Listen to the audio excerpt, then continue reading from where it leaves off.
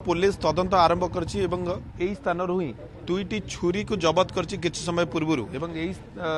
जो एठी विभिन्न सामग्री घरर जा आसबाब पत्र एवं अन्यान्य जिनसपत्र मध्य फोपाड़ी देइथिला तांको पुओ एवं एहा परे दुईटी छुरी की मध्य जबत करछि। आम सहित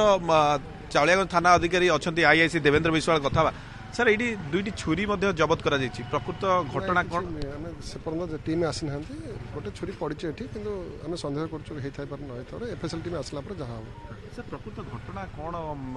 जना पड़ुची कि प्राइमा फेसी इन्वेस्टिगेशन कौन कहूँ बर्तमान सुधा प्रथम तंत्र आम जहाँ जानूँ जे से दुई पुओ ही माने हत्यार संपर्क कारण सुधा जहाँ धरा पड़ा पर जना पड़े तदंतर जहाँ अनुसंधान पारिवारिक कौन पारिवारिक कलह कौन होता सर गतकाली जहाँ स्थानीय लोक कहते कि डिस्प्यूट थिला माँ पुओं मध्य पुलिस आसला आपण थानार पीसीआर आसीला गतकाली उभय मध्य गंडगोल होता है किसी दिन पूर्व होता आपण मैंने आणिकी छाड़ी एमती होता किसी नाला से घर खाली पड़ा कहीं नथिले आम ऑफिसर आसला पहुँचले माँ सहित आस पहुँचले कहले आम नथिलु बाहर को जाइलु पलि आसु काली किसी पचार नथिले पचरा उचरा कर जे कौन होता एक्चुअली कहीं पलि जाइथिले जो घटना होता ना से विषय से कहले आम माँ को नहीं बाहर को जाइलु एबे पलि आसिलु आम घरे आम रहिबु से हिसाब से कौन जेहेतु कौन तिक्तता नाला माँ पुओ मान मध्य आम कौन सन्देह भी प्रकट दिन पूर्व पाखापाखि अंचल को पलैथिले आपण तांको आनीथिले पुणी एठी घरे छाड़ीथिले अर्थात माँ पुओं मध्य किसी सेमती विवाद थिला आपण माने कहीं जानी पारलेनी जे एक्चुअली कौन डिस्प्यूट थिला कि नथिला एई भली किंतु आपण अज्यूम करि पाइलेनी कि नहीं डिस्प्यूट किछि थिला भली हमको प्रत्यमान हेनी डिस्प्यूट किछि थिला भली प्रत्यमान हेनी आमे जेहेतु से बाहर बुलुथिले तांको नै करी हॉस्पिटल माने लोक अटकै के तांको छाड़ीथिले जहां हम खबर पाइछु एबे किंतु कौन से डिस्प्यूट हम बाखु खबर पुओ दुई जन जक बाहर बुलु नहीं केवल पुओ दुई जन बाहर थिले थर खबर पाइछु सर काली का घटना कौन होता काली जिते आपण आसिले कौन जानी काली आमर थाना फांडी अफसर आसते से देखले घर खोला था लोक खबर देले से घर खोला था से छिड़ा हो माँ पिला आसिले से कहले आम घर को बाहर जाते आसिले आम घर रही उभय माँ पुओ समस्ते आसी पहुँचले कहा मध्य कौन से पाटितन था भाई जना पड़ुना तेणु आम दायित्व घर छाड़ी गलु छुरी बसी हत्या करमती हत्या कर बर्तमान सुधा जहाँ जना पड़ी कौन तीक्ष्ण अस्त्र माने हत्या कराई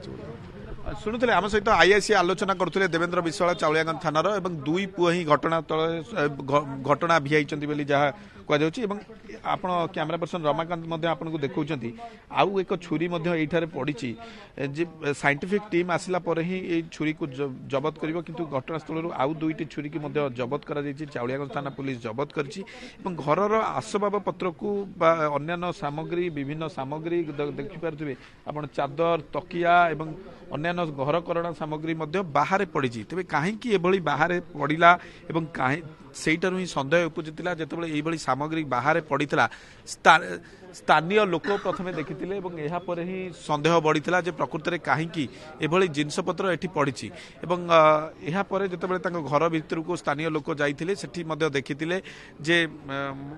वृद्धा जनक तले पड़ती एवं पुलिस को खबर देते तेज सतरे घटना एभली घटी थाई पारे एक कथा को स्थानीय लोक विश्वास कर पारना कहीं जिन जन्म कला माँ को दुई जन पुओ एभली जघन्य भाव अमानुषिक भाव हत्या करिसेंती पुणी धारुआ अस्त्र काटिकी हत्या करिसेंती ए कथा को स्थानीय अंचल में विश्वास कर पारना एवं माँ पुओं मध्य किसी तो तिक्तता थिला किसी तो विवाद थिला सेथिपाई हुए तो यही कांड घटई थाई पारे तेज सबुठार बड़ कथा होउची जे जड़े पुओ मध्य एबे फेरार अछि एवं जणकु मध्य पुलिस अटक रखी थाना प्रकृत कारण कौन ताहा वर्तमान सुधा जना पड़ी नहीं जे प्रकृत में कहीं एभली घटना भिआइले एवं कहीं एभली हत्या कले से कथा वर्तमान जना पड़ना आम किसी प्रतिक्रिया ना सर प्रकृत में कौन घटना आप आगुरी देखुले कि माँ पुओं मध्य डिस्प्यूट थिला नहीं माँ पुओं भर डिस्प्यूट तो मुझे जानी नी कि पुओ दी जन मानसिक स्थिति भल नाला जी आम पाखे खबर अच्छी कहीं 4-5 दिन तले नखरा अंचल मत मो पाख गोटे फोन आसाला जे आप महानदी बार अंचल दुई जन लोक पिला मो फोटो भी मत से पठेले देखन जाएंगे एम उल्लग्न अवस्था ये बुलूँ ग्रामवासी अटक रखी कपड़ा लता देते फांडी अफिसर भी आसते आसी सागे आनी घर छाड़ी प्रतिदिन फांडी आम जो महेश्वर अच्छा महेश्वर बेहरा से आसूले दायित्व नहीं देखुले काली सन्ध्या से आसते कथा तापर आज भोर अवस्था लक्ष्मी नारायण महांती दिवर सी मोर भाउज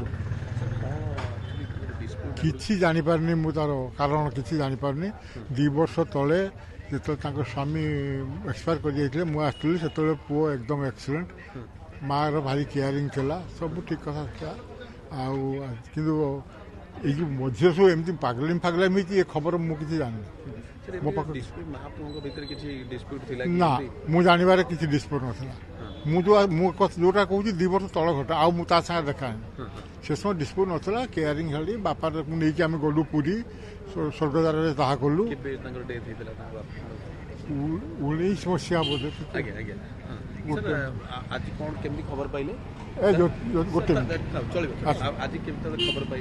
ଫୋନ୍ କଲେ ସାଙ୍ଗ ପ୍ରମୋଦ ଫୋନ୍ କଲା ଆମ ବ୍ୟାଙ୍କ ଷ୍ଟାଫ୍ ସେମାନେ ତ ସେ ଫୋନ୍ କାରଣ ସେ ଭାଇ ଯିଏ ସେ ଷ୍ଟେଟ୍ ବ୍ୟାଙ୍କରେ ଥିଲେ ମୁଁ ବି ଷ୍ଟେଟ୍ ବ୍ୟାଙ୍କରେ ଥିଲି ତେଣୁ ସେ ଫୋନ୍ କଲା ଯେ ଏମିତି ଆପଣଙ୍କ ସେ ଭାଇ ଦାଦା ପୁଅ ଭାଇ ଏମିତି ଘଟଣା ହେଇଛି ଆସିକି ଦେଖ କାଲି କହିଲା ଯେ କ'ଣ କୁଆଡ଼େ ପଳେଇଥିଲା ପୁଣି ଆସିକି ଘରେ ପହଞ୍ଚିଲେ ସବୁ ମୁଁ କହିଲି ଯାହା ହଉ ସମାଧାନ ହେଇଗଲା ଆଜି ପୁଣି ଫୋନ୍ କରି କହିଲା ଆଉ ସମାଧାନ କ'ଣ ଏମିତି ଅବସ୍ଥା ମୁଁ ଶୁଣିକି ଜଷ୍ଟ ଆସୁଛି ମୋର ତ ଏପର୍ଯ୍ୟନ୍ତ ଯାହା ମାନେ କହୁଛନ୍ତି ମୁଁ ଶୁଣୁଛି ମୁଁ ବିଶ୍ୱାସ କରିପାରୁନି କାରଣ ସେ ଏମିତି ହେବ ବୋଲି ଜାଣିନି 2 ବର୍ଷ ଭିତରେ ତାର କୌଣସି ଲକ୍ଷଣ ବି ମୁଁ ଦେଖିନଥିଲି ତାର କୌଣସି ଲକ୍ଷଣ ସେ ଏମିତି କଥାବାର୍ତ୍ତା କରେ ନର୍ମାଲ କଥାବାର୍ତ୍ତା କରେ ଆଉ ନର୍ମାଲି ମୋ ସାଙ୍ଗରେ ବି କଥାବାର୍ତ୍ତା କରି ଯେତିକି ରେସ୍ପେକ୍ଟ ଦେଇ କଥାବାର୍ତ୍ତା କରେ କେବଳ 2 ପୁଅ ମା ରହୁଥିଲେ ମାଙ୍କ 2 ପୁଅ ମା ପୁଅ 2 ପୁଅ ଏଇଠି ରହୁଥିଲେ ଆଉ ଗୋଟେ ତାଙ୍କ ବଡ଼ ଝିଅ ସେ ବି ମରିଯାଇଛନ୍ତି ସେ ବି ମରିଗଲା ବ୍ରେନ୍ ଷ୍ଟ୍ରୋକ୍ରେ ମରିଗଲା